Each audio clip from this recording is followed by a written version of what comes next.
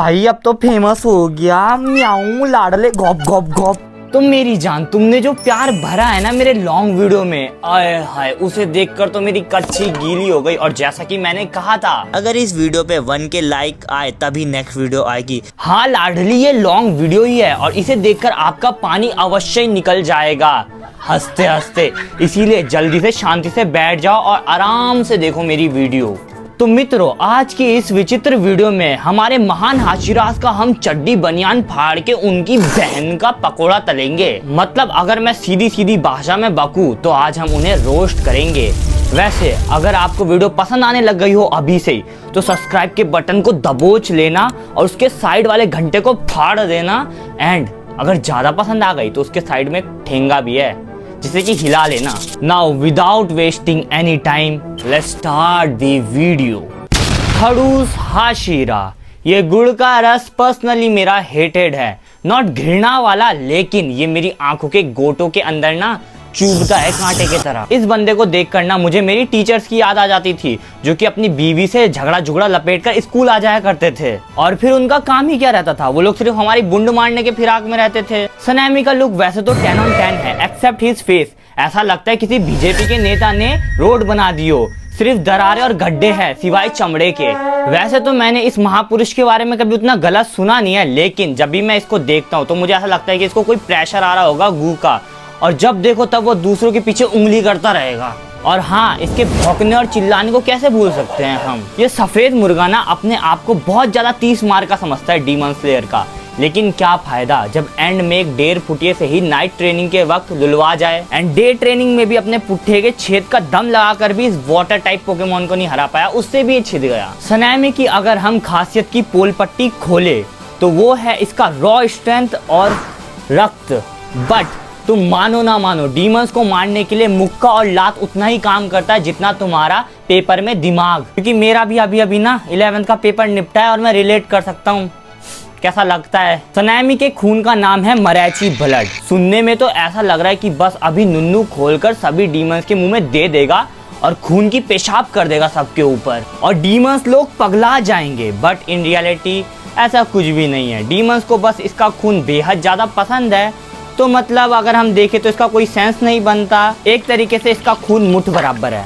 Nagu darling, ये नागराज का बिछड़ा हुआ नाती मेरे को ओरोचिमारू का औलाद वाला वाइब देता है। ये लौंडा एक अलग ही किस्म का जीव है भाई। इसकी आंखें देखकर ना मुझे RGB लाइट की यादें आ जाती है। वैसे तो ये एक आंख से काड़ू है, इसकी दोनों आंख रंग बिरंगी होने के बाद भी इसे संसार अंधकार ही दिखता है।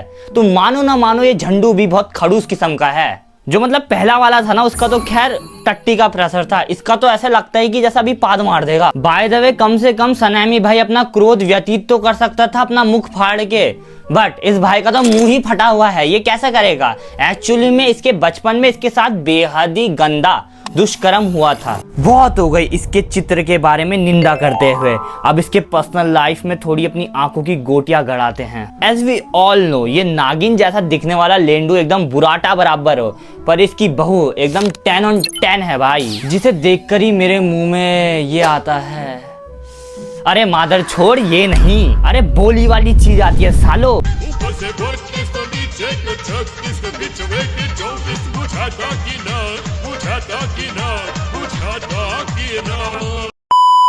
I know it is sound vulgar, लेकिन बेटे मजे तो तुम भी लेते हो इसका वो देखकर। ओबनाई भाई दुनिया के सामने कितना भी जल्लाद क्यों ना बन जाए, लेकिन वो अपनी महबूबा को देखकर एकदम पिघल सा जाता है और उसका पिघला हुआ औजार कठोर हो जाता है। इनवर्स रिलेशनशिप है भाई, तुम नहीं समझोगे। वैसे बहुत हो गई प्यार व्यार की बात, अब थोड़ी मारधार की बात हो जाए ओबनाई के बारे में। ओबनाई जैसे खुद एक टिगड़ा किस्म का व्यक्ति है, ठीक वैसे उसका कटाना भी आना तिरछा है। लगता है बंदा कुछ ज्यादा ही कर्व फिगर का शौकीन है। ओबनाई भाई अपने लड़ाई के समय में पेलने से ज्यादा अपने तलवार को लचीला करके डीमंस के अंडे गर्म कर देता है। छोटू डॉन, ये 4 फुटिया जीव एक अलग ही किस्म का महारथी है। इसे देखकर ऐसा लगता है कि किसी बच्चे को मारकर स्कूल भेज दिया हो। स्टार्टिंग डेज में तो इसकी सुंदरता और अदाएं एवं मुख देखकर ही मैं मुट्ठी मुट्ठी क्रिया पेल देता था। भाई मतलब लड़की ही तो है, देखो जरा। बट इंसान समय के साथ साथ अपनी गलतियां सुधारता है, और मैंने भी इसको समय के साथ साथ एक्सेप्ट कर लिया और इसको लड़का मान लिया और अपनी गलती और नीयत दोनों सुधार दी। मुइचिरो भले ही एक सदमे में जाया हुआ बच्चा है, लेकिन वो दिल का बहुत ही अच्छा है। मुइचिरो भाई अपने उम्र के हिसाब से कई ज्यादा शक्तिशाली है। इवन वो तो कोकोशिबू का पर पोता लगता है। इस बंदे में इतना गूदा था ना, इसने अकेले ही सफेद मुर्गा और इस नाक के पिल्ले का नंगा नाच नचवा दिया था। मतलब क्या ही उलझन है इस भाई के लिए, तो मेरे मुंह से गाली भी नहीं निकल पा रही। साला दिखने में भी चिकना है, बॉडी भी सीना फाड़ है, और बात करे बकलोली की तो वो तो ये करता ही नहीं है। साला जब देखो तब ये अपने मुंह में अलग ही लेंडा अटकाए हुए शांत बैठा रहेगा, या फिर तांजीरो को देखकर अलग ही खुशी के हमारे पैंट में हक देगा। मेरा मतलब उसे देखकर उसके जान में थोड़ी जान आती है। ये छोटू कहीं ना कहीं सबसे ज्यादा बेस्ट हाशिरा है। इसने सब कुछ अपनी मेहनत से करा है, और इसके पास इतना ज्यादा शक्ति था कि इसने अकेले ही एक अपर मून को प्याज की तरह काट दिया था। उस बेचारे की बैक स्टोरी भी नहीं दिखाई। वो अलग बात है कि मुइचिरो को उस कर्म के बारे में कुछ याद भी नहीं होगा, क्योंकि इस पिद्दी को भूलने की बीमारी है। कीड़ों की देवी, आए हाय, ये तो मेरी बेगम साहिबा है जो कि डोमा का प्यार झेलने में असमर्थ रही थी। ये एक संस्कारी बैडी है जो कि मानो चांद से उतरी हुई हूर की परी को भी गू चटवा दे, इतनी कैडी लगती है ये। लेकिन क्या फायदा इतनी ज्यादा खूबसूरती का जब एक लड़का भी नहीं सेट कर पाई। वी ऑल नो कि दोनों का टाका भिड़ रखा था, पर इजहार तो नहीं हुआ था ना। खैर उस बात को छोड़ो, जो ये हमारी बैगनी परी है ना, वो एक नंबर की झूठी मक्कार महिला है जो कि सबको ये दिखाती फिरती है कि वो बहुत शांत है, उसके अंदर कुछ है ही नहीं। बट असलियत में उसके अंदर सुतली बॉम्ब का तड़का ऐसे फट रहा होता है। जानकर हैरानी होगी, लेकिन ये लड़ाई के मामले में जरा फुद्दू सी है। इसके कोमल हाथों में उतनी जान प्राण है ही नहीं कि किसी डीमन का सर उधेड़े। ये हमारी परी किसी डीमन को हाथों से मारने जाएगी ना, उस बेचारी का खुद ही हाथ पैर टेढ़ा मेढ़ा होके मर जाएगी। बट नहीं, इसके फैंस कहाँ एक्सेप्ट करने वाले हैं। इसकी मासूम बोली और इसके मासूम चेहरे से ही फैंस एकदम लबलबा उठते हैं। साला कोई फैंस मानने के लिए तैयार नहीं है कि ये साली दुर्बल है। ये बस अपनी जड़ी बूटियों के दम से ही हाशिरा के पद पर टिकी हुई थी। एट दी एंड वही बात आ जाती है, कुछ चमन चमकादड़ की शक्ल के लेंडे और लेंडिया लड़कों की बेइज्जती तो सुन लेंगे, लेकिन जैसे ही फीमेल कैरेक्टर की कोई बात आ जाती है तो बस तभी उनका मुंह ऐसे फटता रहता है। ऐसा लगने लगता है कि बस मैंने अपने कानून को हाथों में ले लिया हो और मैंने ऐसा क्या ही गुनाह कर दिया हो। बाय द वे ज्यादा नहीं बोलूंगा, लेकिन सारे लोग ये एलिगेशन लगा देंगे मेरे पे। बलात्कारी हो तुम, बलात्कारी हो तुम, बलात्कारी हो तुम। डिप्रेशन का पुजारी, इस करेक्टर को ऐसे इग्नोर किया जाता है जैसे कि तुम्हें तुम्हारी क्रश करती थी। गियो हमारे समाज का वही भोंदा लड़का है जिसे कि आजकल लोग इंट्रोवर्ट का टाइटल दे दिया करते हैं। शकल तो वैसे लौंडे की एकदम बिंदास है, लेकिन सोशल मुद्दों में बिंदास में से बिंद हटा दो, वही है ये। क्या मतलब तुम गलत सोच रख रहे हो? मैं तो इस एनिमल की बात कर रहा था भाई। ये बोलना बिल्कुल गलत होगा कि ये भाई किसी से मुंह नहीं लगाता। एक्चुअली में इस भाई से कोई मुंह नहीं लगाना चाहता। एक लगता था मुंह, पर वो भी खैर सिर्फ लेने की फिराक में, बट अब तो वो भी नहीं रहा।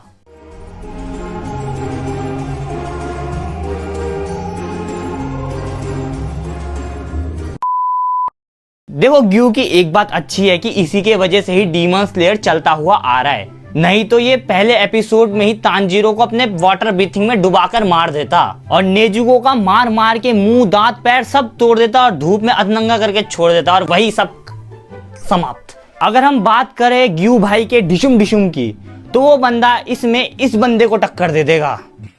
मैंने पूछा कौन बोला?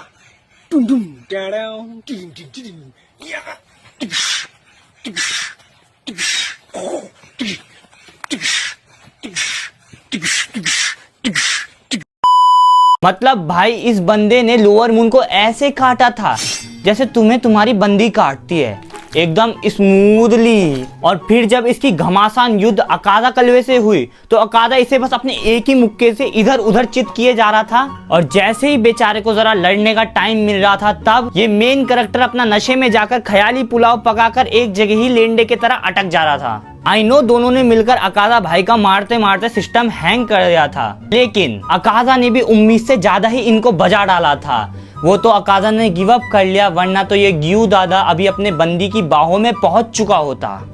चमकीला मानुस, ये चटकता धटकता मजनू एक नंबर का लड़की बाज है। इसने अपनी स्टूडेंट्स की रक्षा करने के लिए उन्हीं से ही विवाह कर लिया, और वो भी एक बंदी से नहीं तीन तीन से औरत, और उसमें से भी एक उसकी चचेरी बहन है। मतलब कहीं ये भाई अब्दुल तो नहीं है?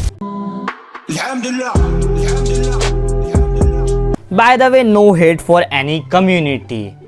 तेंगिन उजुई भाई को हमारे एनिमे समाज में एक अलग ही सुंदर प्रजाति का जीव माना जाता है, लेकिन तुम अगर उसे मेरी नजरों से देखोगे तो मुझे ऐसा लगता है कि किसी इंसान ने अंडा पैदा करके उसमें हीरे मोती चिपका दिए हो।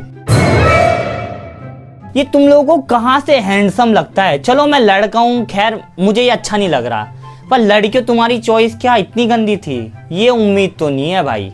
उजुई लौंडा स्टार्टिंग डेज में अपने आप को बहुत 30 मार का समझ रहा था। वो हमारे कामाबोका स्क्वाड को हल्के में लिया करता था, लेकिन जैसे ही बात लड़ाई की आई, ये बंदा हमारे एनिमेटर्स को पीक लेवल की एनिमेशन देकर पिटा जा रहा था। बस सोच रहा था डाकी को पेलकर सबके सामने ऑरा जमा लेगा, लेकिन ग्यूतारो ने आकर इसका खड़ा करके लॉ लगा दिया था। अगर ये 3 भाई नहीं होते ना तो वहीं उसकी 3 बीवी सहित उसका वहीं चीरहरण हो जाता। खैर हमारे तेंगिन उजुई भाई का उस लड़ाई के बाद से हार्डवेयर एकदम फीका पड़ गया और उसने लड़ाई झगड़े से एकदम संन्यास ले लिया। और अगर मैं गलत ना हूँ तो मुझे ये लगता है कि तेंगिन सबसे सस्ते और कमजोर हाशिरा के लिस्ट में एकदम नंबर 2 पर आता है। गुलाबी औरत, ये गुलाबी महिला का तो क्या ही कहना, पूरे डीमन स्लेयर में सबसे निहायती बैक स्टोरी इसी की है। यहाँ साला दूसरे हाशिरास का पूरा फैमिली कट मर के पूरा अलग पड़ा हुआ है, और ये मोहतरमा, इसका माँ बाप भाई सब जीवित है, बट इसको तभी भी हाशिरा बनना है बिकॉज शी गॉट मर्दानी शक्ति। यार फिर वही बात हो जाती है ना कि कीड़ा सिर्फ दांतों में ही नहीं होता, उसके आगे तो तुम खुद समझदारों समझ गए होंगे। इस बंदी के बारे में मुझे बस 2 ही चीज पसंद है, एक तो इसका बड़ा दिल और दूसरा इसका बाहर वाला बड़ा दिल। ना अब बात करें इसकी खूबसूरती की तो ये मुझे बुढ़े की बाल की याद दिलाती है, अरे कॉटन कैंडी जिसे कहते हैं, हाँ उसी की याद दिलाती है। लेकिन तभी भी इसके साथ किसी ने शादी क्यों नहीं करी? मतलब क्या ही मजबूरी रही होगी इस लाडली की। खैर छोड़ो, अब तो इसका बंदा बन चुका है, वो अलग बात है कि वो जरा एंटिक पीस है। ये लड़की वैसे तो लड़ाई के मामले में एकदम भयंकर है, पर क्या फायदा उस भयंकरता का जब एक अपर मून की कॉपी ही नहीं मारी जा रही इससे। उस डीमन ने हमारी मित्सुरी की लचीलापन और सुंदरता देखकर उसके मुंह पे गाली बक दी थी। मतलब इंसान तो चलो एक बार के लिए चल जाता है, लेकिन ये तो भाई डीमन से भी रिजेक्ट हो रही है। क्या हीरोइन बनेगी रे तू? उल्टा उस छुटकू अपर मून ने इसे रुलाने के कगार में छोड़ दिया था, रो रही थी वो बह बह करके। यहाँ साला सब हाशिरा एक अपर मून को पेलने के लिए अपने पुंगे का जान प्राण सब दे डालते हैं, बट ये लड़की, क्या ही बोलूं मैं, लड़कियों को समझना मेरे दिमाग से तो परे है भाई।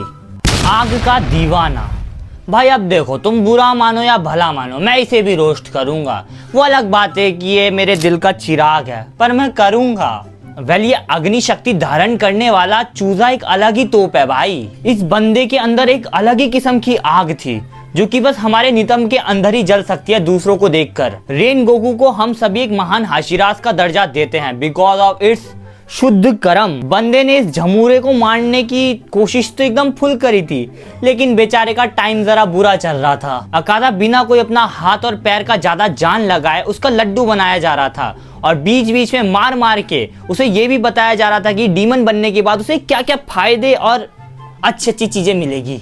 लेकिन वो ठहरा एक सख्त लौंडा, उसकी तुम क्यों ना मार लो, लेकिन वो अपने जिम्मेदारियों से नहीं हटेगा। Now we will talk about his beauty.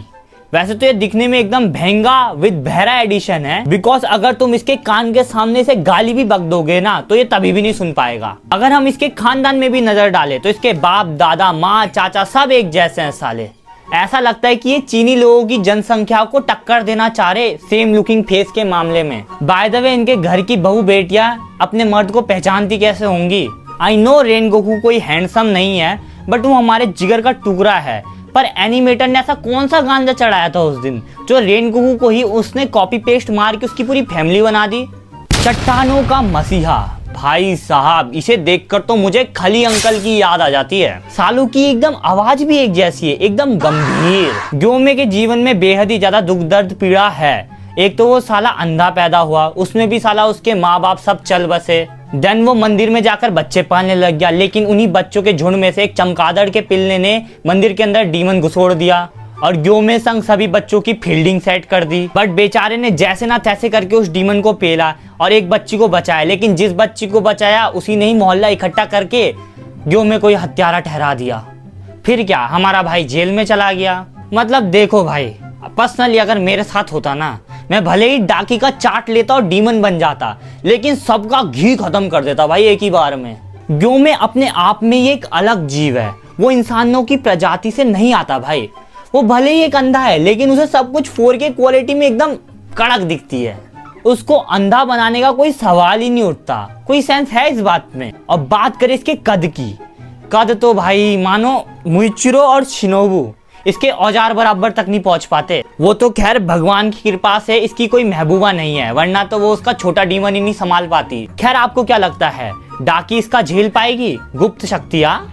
Bye the वे बात करें इसकी शक्ति की, तो ये अलग ही खूंखार प्राणी है भाई। गलती से ये अपर मून बन जाता ना, तो कोकोशिबू का छिदना तो निश्चित था। वैसे गाइस इनफ, इस मदर फदर स्क्रिप्ट को बनने में ही 1 महीना लग जा। अब इसे एडिटिंग करते करते 4 दिन लग जाएंगे। और वैसे अगर किसी को बुरा लगा हो तो कृपया करके मान लो भाई, तुम लोग बुरा मान लो। मैंने बुरा मानने के लिए ही बोला है, तुम सरकाज़म के लायक ही नहीं हो, तुम्हें मनोरंजन चाहिए ही नहीं भाई। तुम अपने दिल में बसा लो सबको, दिल में खोलू मैं। बाय द वे समझने वाले समझ गए होंगे, इसीलिए अब इस वीडियो में ना 1K लाइक से ज़्यादा ही पेल देना, तभी आएगी अगली वीडियो लॉन्ग वाली। और जाते जाते एक रिक्वेस्ट कि सब्सक्राइब बटन को दबा दो। मेरे चैनल में कॉपीराइट स्ट्राइक पड़ गया, इसलिए रीच भी डाउन हो गया। अब जुजुत्सु काइसन की ऑडियंस बनाऊंगा देख बैन की, पर बाद में डीमन स्लेयर की भी बनाऊंगा। Sayonara, bye bye.